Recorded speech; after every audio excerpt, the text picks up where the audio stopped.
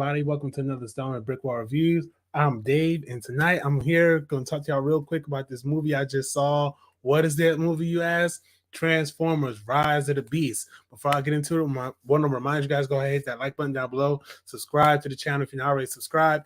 And leave a comment down below. Let me know what you think. If you've seen this movie, if you liked it, if you enjoyed it, if you didn't like it, let me know down in the comments what you think. So, all that out of the way, Transformers: Rise of the Beast. This is the highly anticipated Transformers movie, the first one we've gotten since Bumblebee, actually. And this movie, I'm just gonna get right to it. This movie's really freaking good. Like, it's great. I saw it in a RPX theater tonight. This was a fan access, fan first screen and everything, so I got to see it. Shout out to being able to go. It was in the RPX theater. And let me tell you something, the sound in that movie, like anytime it's a boom, or like the Autobots are like doing something like transforming or stomping or walking around action, the seats are rumbling. Like, this is the first experience I've had like that. Like, I've seen movies in RPX, but the seat never really did the butt kicker, the vibration or nothing. This one here, it sounded like the speakers was going bust, just how crazy like the sound was in this auditorium, man. So I really had a fun time with that. The movie as a whole was really good. Like, one of the most concise Transformers movies I've seen, I think, since the first one, and definitely since Bumblebee, actually. Like, they're just concise stories, right? Like, there's not like a whole bunch of side pointless stuff going on. Like, they're not trying to shove too many Autobots and too much into the movie at one time. Like, you got like your groups of Autobots, your group of the bad guys, and your group of I don't know. I'm sorry, I don't know all the names and everything, but you got your different groups, and it's very clear who's in what group and who's doing what. So it's really exciting.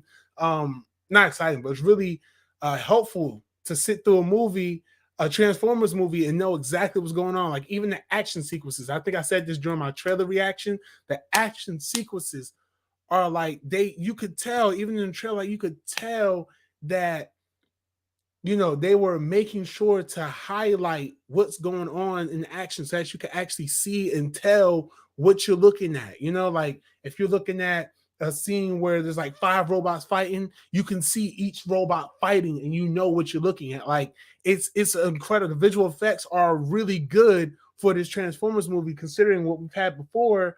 And it's just like a bunch of jumbled up, clumped up metal just fighting and moving around and clashing the whole time. This is just like, nah, we're not doing that. We're showing you these fleshed out designs and things like that. It's not too clunky with the metal. You don't always see that like in the it's really, really cool. Peter Cullen once again comes to reprise his role as Optimus Prime, and let me tell you something, he does an amazing job as always. He's the long-time Transformers voice since like the 80s. So that was fun, just hearing him back in this role, and just knowing he hasn't lost his touch. He hasn't lost his touch at all. So big shout out to him.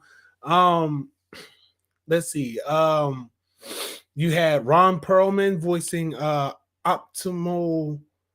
Optimus Primal or something like that. So, like, his name was Optimus Primal, I believe. So that was dope. He did a good performance there. Pete Davidson as Mirage. Now, that was a casting and a character I did not think I was going to like so much, but he did really good in this role. He was just the right amount of funny and able to carry a cool action sequence and say one-liners and didn't really get annoying. Like, his character was actually very good, and it was nice to see the relationship between his character and Anthony Ramos's character, which Anthony Ramos did a really good job in this. Dominique Fishback did a really good job in this. Like, the movie, it didn't give you too much, but it gave you just enough. It gave you just the right serving of Transformers and human and just having this entire movie. Like, it cuts to the chase. Like, you get to spend time with these characters individually. You get to hear the Autobot mission, and from there, it's like, okay, this is what we got to do. This is why we need to do it, and this is what it's going to take to get it done.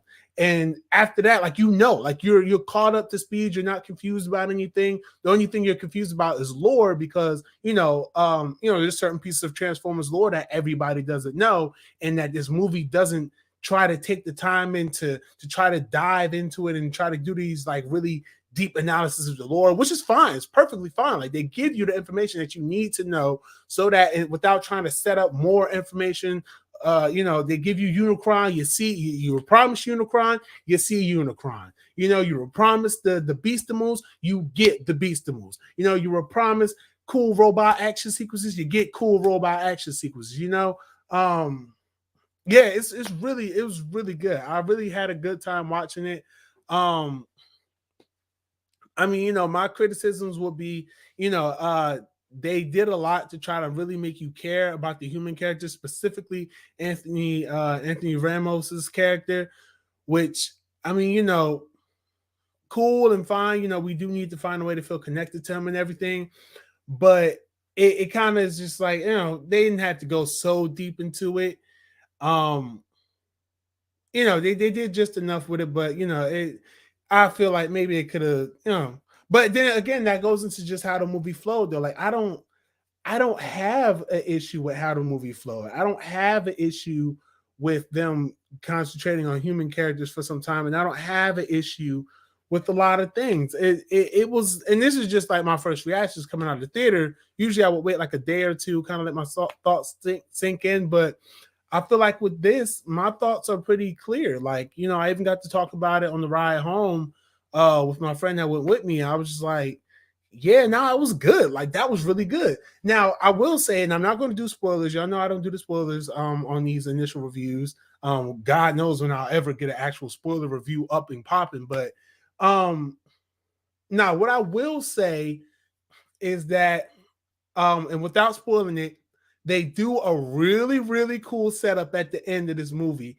that I think longtime fans of these movies and a certain other franchise, which that might have gave it away, but I think there's going to be a very big amount of very pleased fans. Okay.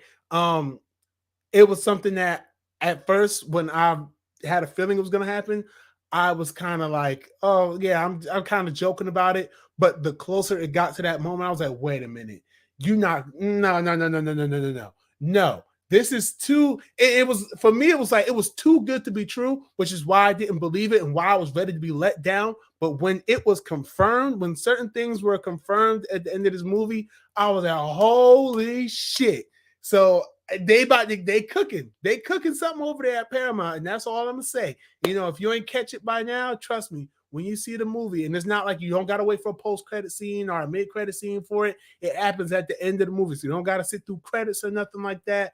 I think there is like a no, there's not even really like a mid-credit scene. Like the mid-credit scene is just like it's nothing like substantial, right? It's nothing substantial unless it's an Easter egg for something that I don't know about, but it's nothing substantial. Um, but yeah, overall, like it was a good movie. Like it's easily one of the best, if not the best, Transformers movie. When the commercials are saying this is the best Transformers movie since the first one, that's not cap. This really is the best Transformers movie since the first one. Bumblebee was pretty damn fucking good. So I would say it's the best like it's the first Transformers for me, the first Transformers, Bumblebee, then this movie. But I think Bumblebee for me will be above the first Transformers. So it's been a while since I watched either one of those movies. I just remember them for what they were, and I remember how much I enjoyed each one. So this definitely is a movie that's pushing the Transformers franchise, the live action Transformers franchise, in a very, very good and cool and positive direction. So a lot of you might be wondering right now, well, is this canon to the other films that we grew up with, like the 2007 films and everything? To that, I will say that I do believe that those films are somewhat being phased out of the continuity that's being set up here. I know that this movie is a direct sequel to Bumblebee, which took place in the 80s. This movie takes place in the 90s.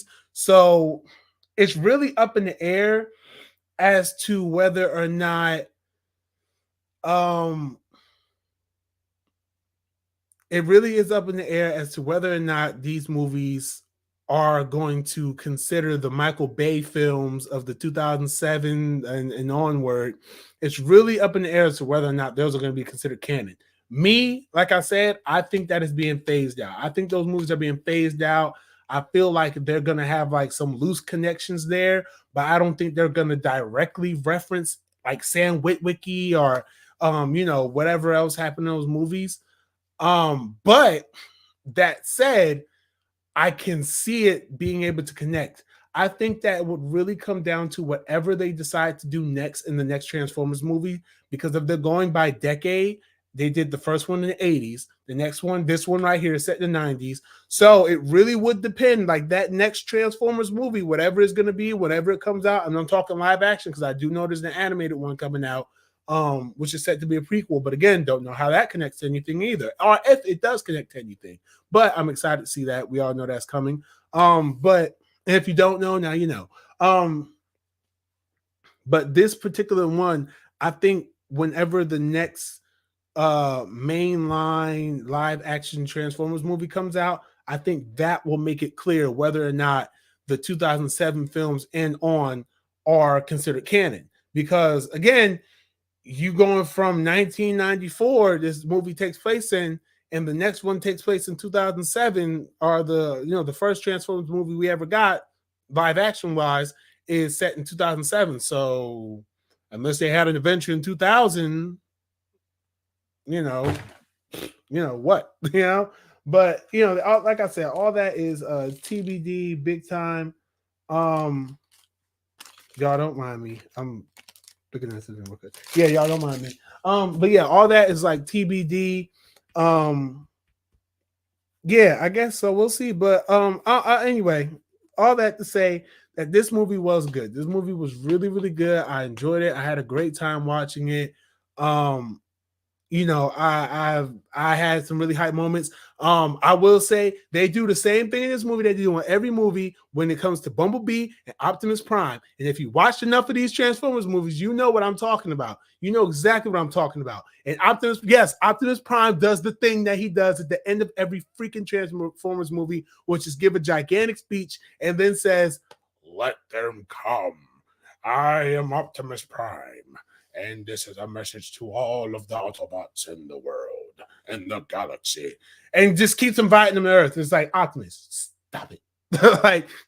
He does the same thing. Yes, he does get his ass whipped, for anyone who wonders, because again, you've seen some of the Transformers movies, you know how they do Optimus, and when I say how they do Bumblebee, you already know Bumblebee is the ass kicker. But what do they do to him almost every time? What did they do?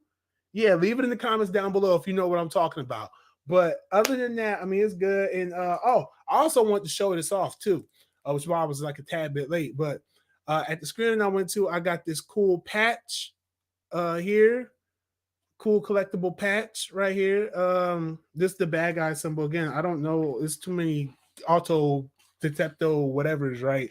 So I'm not the main Transformers guy. That was always my cousins, but I do enjoy them. And I got this cool limited edition poster right here featuring Optimus Primal right here, till all are one.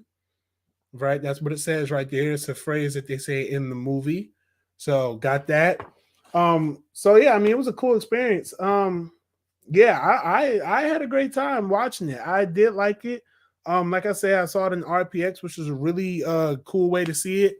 If you can see it in IMAX, see it in IMAX, like see it in like a pretty good, like just if you can afford it. I know, if you can afford it, see it that way. But if not, then just see it. It's really good. Like this is honestly shaping up to be a pretty damn good summer for movies. There was Spider-Verse, that was good. This was great. And I'm expecting The Flash to be freaking incredible. And that review will be up next week. But so definitely look out for that review. But in the meantime, I think I'm gonna do another review for something. I do owe y'all a few, and I keep saying that, not owe y'all, so I will get with y'all for another review. But outside of that, that's all I have to say though. Currently this is sitting at a 66% on Rotten Tomatoes. Not bad, I see that. But for me, I'm giving this movie I give it 4 stars. I give it 4 stars, maybe 4.5. Yeah, I give it 4.3 stars. I give it 4.3 stars. This was, like I said, it was very entertaining, very good. It didn't overstay its welcome at all. My movie started at like 7, counting previews, probably like 7:15ish, 7:30ish. And I was out of there by like close to 10, if not 10. Yeah, it's like 2 hours and some change, I believe. If that, it's a brisk movie. I will say that. Like the pacing is very very good. The pacing is incredible. Like I said, it doesn't overstay its welcome. It gives you what you want. And again, the ending of this movie sets up something really really cool that I know a lot of people are going to be talking about this weekend. Woohoo, that ending, man! Right on. I can't wait to see what's done with that. But it's something they cooking. So hopefully they cook the right way and the food continues to be received and tasted well. I kind of went a little too far with this food metaphor, but again, Transformers: Rise of the Beast, check it out. And that's it. That's all I have for you guys tonight. Thank you all for tuning in. Remember to hit that like button down below. Subscribe to the channel if you're not already subscribed. Follow us on social media on Facebook, Instagram, Twitter, and Twitch. We've been on a 2-week hiatus for Life's Brick Wall. So next Thursday, not this Thursday coming up, but next Thursday we'll return. And shout out to everybody. Appreciate y'all for tuning in. And until next time, y'all be easy, stay breezy. Peace.